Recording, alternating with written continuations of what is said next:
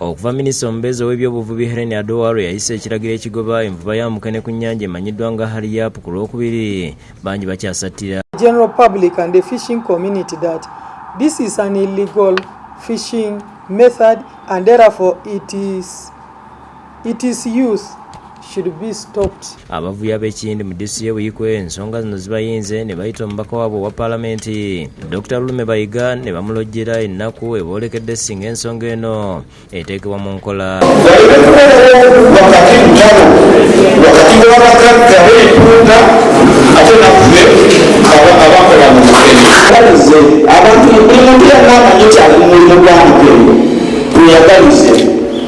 Ate nawabanga twagalize banaffe abali mu mulimu by'okuwetuuta ate naffe batwagalize. Bano banenyeza minisita Aidah okusinziira mu ofiisi n'awuliriza bannaabwe abavuba empuuta abakibateekako nga bwe bavuba obubi olwo bba abavuba mukene n'atabawa mukisa kubawuliriza kibagamba nti si kituufu.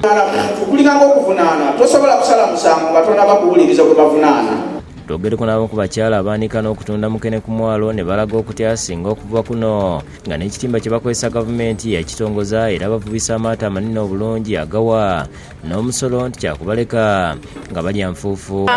Batuleke tukole ffenna, ab'empuuta bakole naffe abamukene batuleke tukole.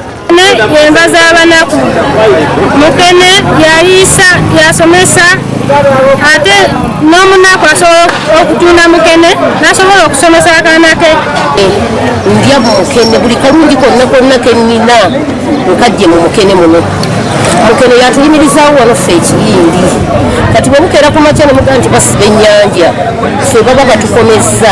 Kuvumirira okulaba nga bayimiriza abantu ba mukene kubanga eggwanga lino liyimiridde ku muki ku muntu wa mukene. Ffenna gwe tulya abagagga n'abavu tulya mukene olwalira abantu tebasobola ku affordinga mpuuta. Dr. Lulume Mukwanukula agambye nti endowooza n'okwemulugunya kw'abavubi agenda kukubamu ekiwandiiko akitwale mu Paalamenti kuba minisita bo nga abamukene teyabawa mukisa kubawuliriza. Ekintu ky'abavubi okusonganamo emmwe nakyo kigenda kutta obuliku.